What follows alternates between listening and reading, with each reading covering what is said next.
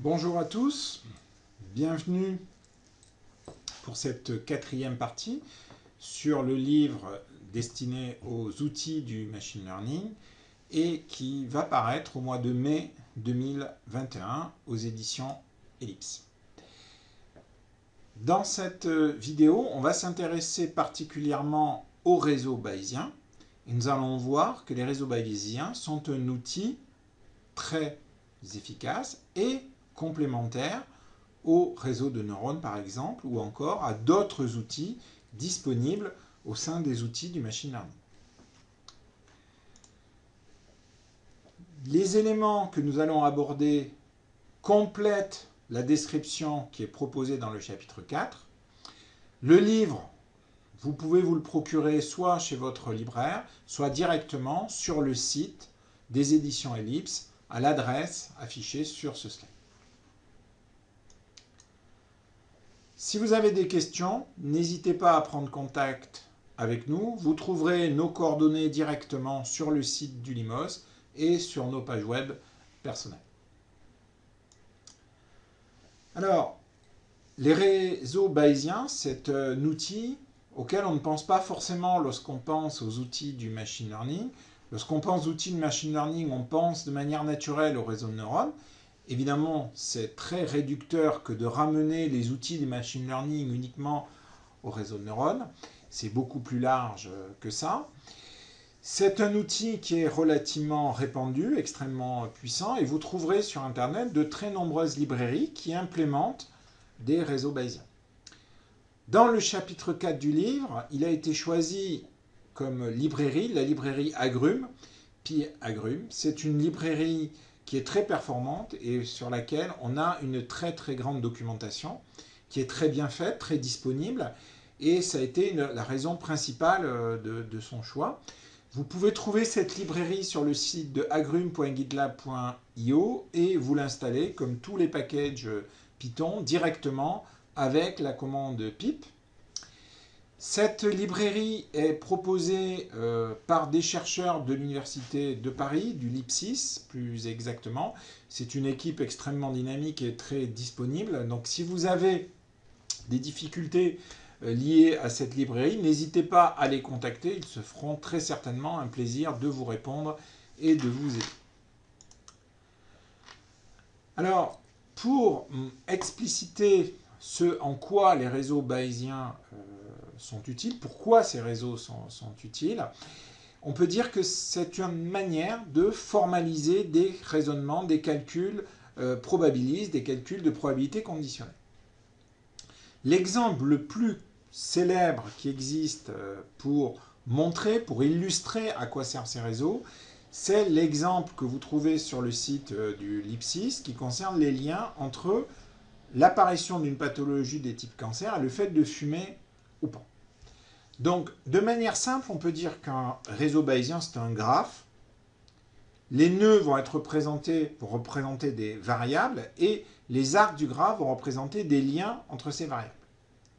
Ainsi, on pourra associer à un nœud une table de probabilité, une distribution de probabilité, comme sur cet exemple-là, que vous avez actuellement devant vous, et on va ensuite pouvoir répondre à des questions plus complexes du type « Quelle probabilité a-t-on d'avoir un cancer, sachant qu'on fume ou sachant que l'on ne fume pas ?» Nous vous invitons à vous connecter sur le site du LIPSIS, à regarder cet exemple-là, qui est vraiment un des exemples fondateurs du domaine et qui est particulièrement bien expliqué sur le site du LIPSIS. Dans le chapitre 4 du livre, nous avons proposé un exemple totalement différent et qui est inspiré de notre expérience en recherche, mais qui est ici uniquement un exemple à visée pédagogique. En aucun cas, l'exemple qui se trouve dans le chapitre 4 est un exemple représentatif des connaissances que l'on a en recherche dans le domaine. Il faut être très vigilant là-dessus. Alors, cet exemple, il concerne l'apparition de maladies chroniques et pour les besoins de la présentation, il est limité à 3 maladies chroniques.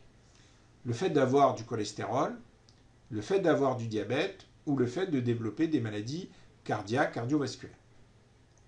Ces trois pathologies sont supposées dépendre de deux autres variables qui sont l'alimentation et l'activité physique. Et ces deux variables sont classées en deux catégories. Bon, l'activité physique est bonne, l'alimentation est de bonne qualité. Ou mauvaise, on a une alimentation déséquilibrée et on a une activité physique qui est insuffisante.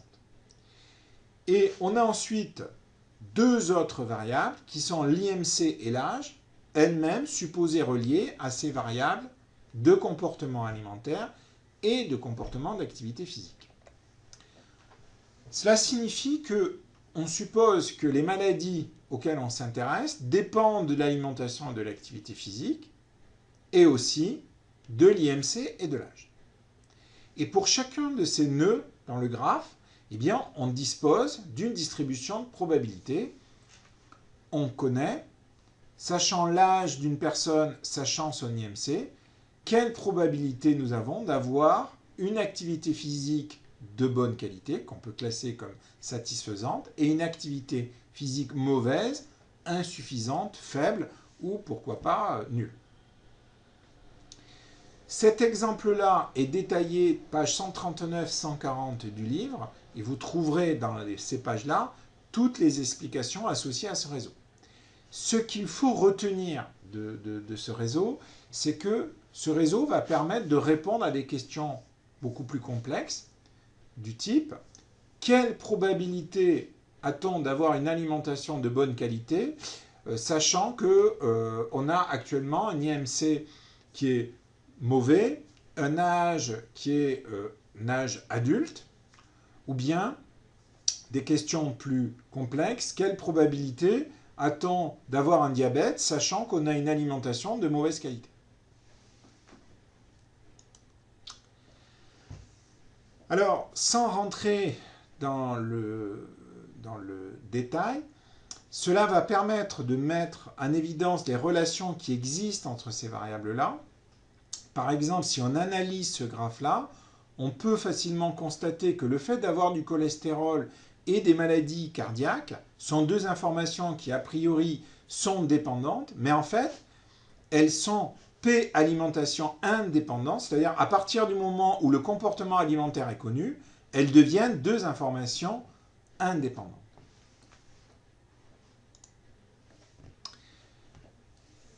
On peut faire des remarques presque similaires en analysant l'IMC et l'âge, qui sont a priori deux informations indépendantes. Voilà. À partir du moment où l'alimentation et l'activité physique ne sont pas connues, mais ces deux parents peuvent être dépendants si une information est disponible soit sur le comportement alimentaire, soit sur l'activité physique. Tout ceci pour montrer que l'analyse de ce type de réseau nécessite un petit peu d'expertise et qu'il faut être vigilant. Dans le chapitre, il est donné un ensemble de règles liées à la notion de chaîne qui facilitent l'analyse du réseau. Donc, nous vous invitons à faire une lecture vraiment très détaillée de cette partie du chapitre, qui est probablement la partie la plus difficile à appréhender, mais c'est indispensable de comprendre cette partie-là si on veut avoir une vision globale de ce à quoi servent ces réseaux bayésiens. À titre d'exemple, ces règles, par exemple, permettent de montrer que si on analyse les chemins qui vont de la variable IMC, qui part de la variable IMC, qui part de la variable âge, on peut démontrer que tous les chemins sont bloqués et que donc ces deux variables-là sont indépendantes. Nous vous invitons à relire attentivement les pages du livre à ce sujet. Alors, la librairie Pi-Agrumes, là-dedans, qu'est-ce qu'elle apporte? Elle apporte en réalité une modélisation de très haut niveau de ces réseaux. Donc, elle apporte une surcouche qui va permettre de manière très simple de définir les nœuds du graphe et les arcs, comme vous le voyez ici sur ce code.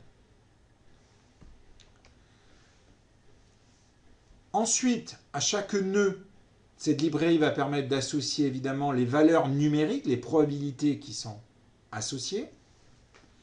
Et elle va fournir ensuite, cette librairie, des outils pour faire le calcul de ces probabilités conditionnelles.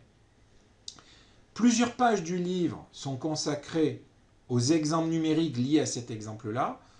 Consultez les pages 162 et suivantes et vous trouverez dans ces pages-là de nombreux exemples numériques. Pour finir, la lecture du chapitre du livre peut se poursuivre dans différentes directions. La première, c'est vous pouvez consulter le cours de Hugo Larochelle, disponible sur Internet. Il a une chaîne YouTube où il aborde cette problématique. Et vous pouvez revenir à des lectures fondamentales. Certainement, la référence du domaine, c'est le livre de Pearl, dans son édition de 2009, hélas en anglais, mais vous pouvez aussi consulter le livre en français de 2007, vraiment de très grande qualité, de Naim, Vuillemin, Leray, Pourret et Becker, qui est paru aux éditions Ellipse. N'hésitez pas aussi à utiliser le site de la librairie Pi Agrumes qui fourmille d'exemples. Voilà, en vous souhaitant une très bonne lecture.